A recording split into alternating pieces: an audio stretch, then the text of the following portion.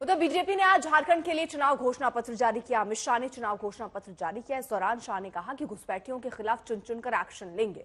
शाह ने कहा कि घुसपैठियों की वजह से आदिवासियों की तादाद घट रही है। आदिवासियों की जमीन हड़पने वालों पर एक्शन लिया जाएगा। शाह ने कहा कि गरीब कल्याण हमारा मकसद है। 5 लाख रोजगार देंगे और हर साल 2 सिलेंडर मुफ्त देंगे। इसके अलावा 10 सिलेंडर 500 रुपए की रेट पर देंगे। महिलाओं को हर साल 2100 रुपए दिए जाएंगे। पहले जो पंच प्रण बीजेपी ने जारी किए थे उनमें से कई को चुनाव घोषणा पत्र में जगह दी गई है। शाह ने कहा आदिवासी बेटियों की जमीन साजिश के तहत हड़पी जा रही है। हजारों लाखों की संख्या में झारखंड की बेटियां दूसरी शादी तीसरी शादी कर कर एक घुसपैठिए उनके अधिकारों का हनन कर रहे हैं और आप वोट बैंक की लालच में चुप बैठो। उनके पास से भेंट लेकर उनकी संपत्ति हड़प करने का एक षड्यंत्र एक घुसपैठिए चला रहे हैं। हाई कोर्ट इसका संज्ञान लेती है, एक ऑर्डर करती है कि घुसपैठिए को चिन्हित करिए, इनको डिलीट करिए, डिटेक्ट करिए और डिपोर्ट करिए। झारखंड सरकार ना बोलती है। हेमंत सोरेन आप बचा नहीं पाओगे। झारखंड में भारतीय जनता पार्टी की सरकार बन रही है।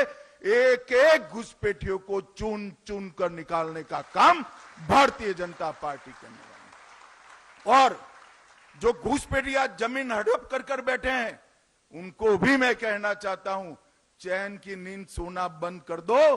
भाजपा सरकार आएगी, ये भेंट से दान से जमीन हड़पाने का कानून हम लाएंगे, इसको प्रतिबंधित करेंगे और उसको रिट्रोस्पेक्टिव इफेक्ट से लाकर जिन महिलाओं का भूमि गया है उनको फिर से वो महिलाओं के नाम पर लाने का काम भी करेंगे। 5 लाख युवाओं को प्रति साल नौकरी देने का आपने वादा किया था। मैं आपसे लिस्ट मांगने आया हूं। जरा 25 लाख युवाओं तो छोड़ो, 5 लाख का भी लिस्ट आप घोषित कर दो। युवा आपको ढूंढ रहा है। चुनाव में मैदान में जाइए तो मालूम पड़ेगा कितना आक्रोशित है। मुझे ठीक याद है, मैं भी चुनाव के प्रचार में था। आपने कहा था सालाना 5 लाख युवाओं को नौकरी नहीं दूंगा तो पद से इस्तीफा दे दूंगा। इस्तीफा छोड़िए, जेल में जाने के कारण पद छोड़ना पड़ा। चंपई सोरेन जी को हटाकर फिर से आप तो वापिस बैठ गए। युवाओं को किया हुआ वादा आपने नजरअंदाज किया है। ढेर सारे पेपर लीक हुए।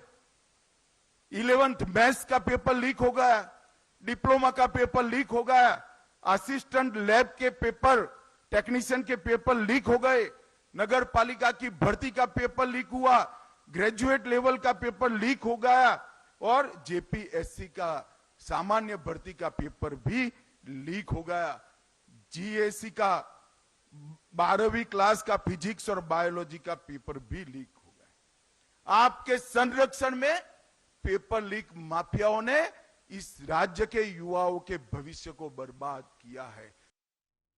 महुआ मांझी ने अमित शाह और बीजेपी पर पलटवार किया है। झारखंड का भविष्य सिक्योर करने की जिम्मेदारी 17-18 साल तक यहाँ की जनता ने दी थी भाजपा को। उनके कई मुख्यमंत्री रहे, सब कुछ रहा, फिर भी वो नहीं कर पाए। अगर आदिवासियों की के हित की बात वो करते हैं तो मणिपुर में क्या हो रहा है? आप मणिपुर की बात क्यों नहीं करते हैं? मणिपुर जल रहा है इतने सालों से, इतने महीनों से, आप लोग वहाँ झांकते तक नहीं हैं। असम में खुद झारखंड के कितने आदिवासी रहते हैं जिन्होंने वहाँ के चाय के बागानों को डेवलप करने में अपनी भूमिका निभाई।